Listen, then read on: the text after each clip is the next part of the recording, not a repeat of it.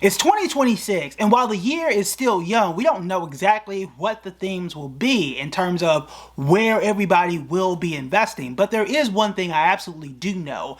You don't want to start the year off on a low note. And with that, what is one of the ways that you can at least try and assuage those fears? One of the best places that you can go as an investor? Well, that is dividend stocks, because they have the ability to grow and perhaps beat the stock market and also pay a solid income. The issue is, what are some of the best stocks to invest in right now that pay a good dividend?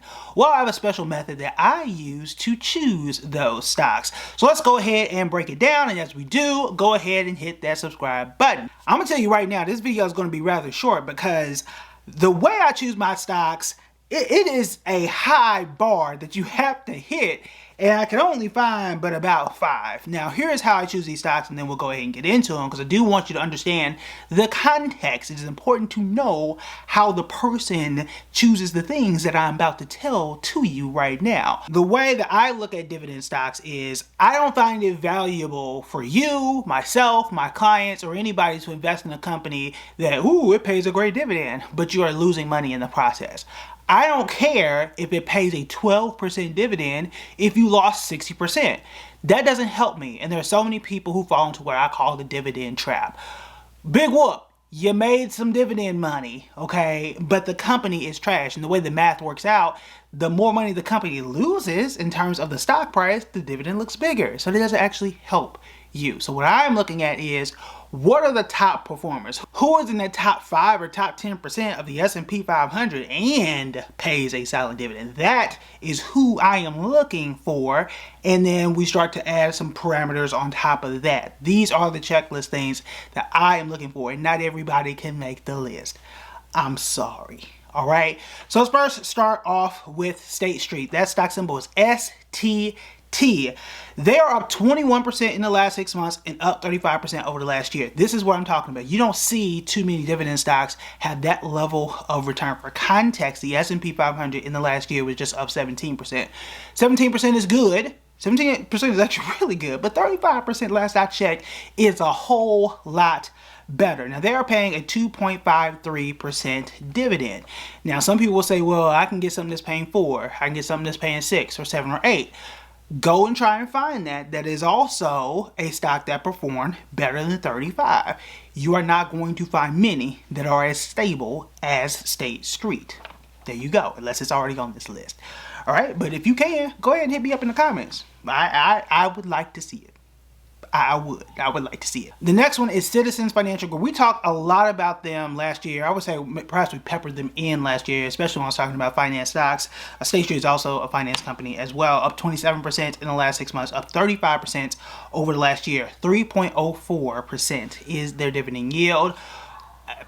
I'm sure there's a reason as to why. I could go in and do a bit more research as to why finance companies are paying a bit more. Perhaps it has something to do with interest rates moving down. But again, these are companies that are doing well, but also paying a solid dividend right now. Next year, also a finance company, but the next 2 will not be, and that is Morgan Stanley. I have talked about Morgan Stanley. I did put money into Morgan Stanley, and we did talk about that in this video right here.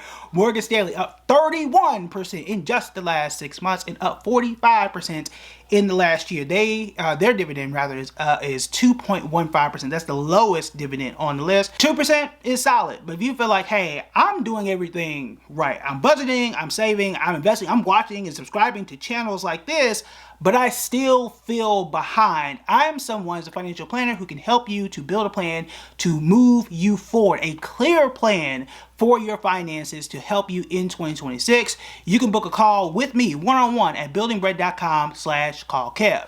Now let's go ahead and move to our next stock. That one is not a finance company, and that is Johnson & Johnson. Johnson & Johnson, I've said Johnson many times so far today. Up 30% in the last 6 months, and I'm not editing it out. Up 43% in the last year, and the dividend here is 2.54%, which is decent, very decent for a very old company, which I believe is well over 100 years old.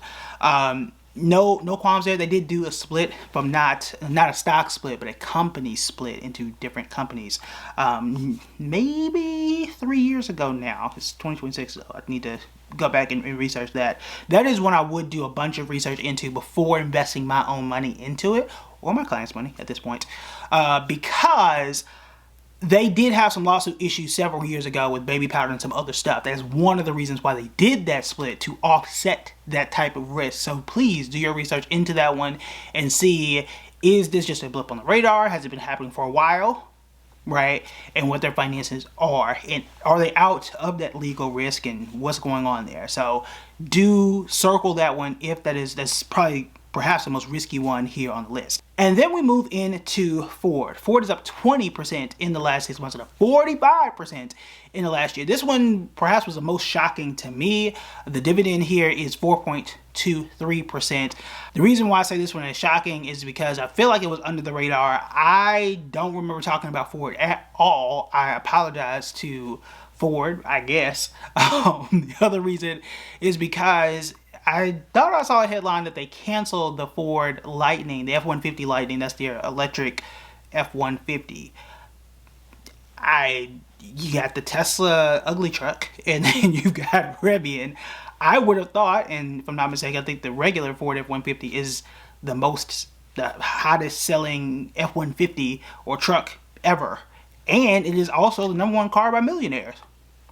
There you go. That is a real thing. So I would have assumed that an electric F-150 would have been a hit. So why did they cancel it? Low sales, I assume. So for that to happen and the stock still do well, surprising to me, but also quite appealing. You are going to hear just a bit more of Ford later in the week, because there is another feature of the stock that if you invest in it, you might be able to make just a little bit more money out of if it does continue to do well in 2026. But if you want to learn more about how to invest in 2026 and beyond, you absolutely want to hit subscribe, and you want to check out these videos right here.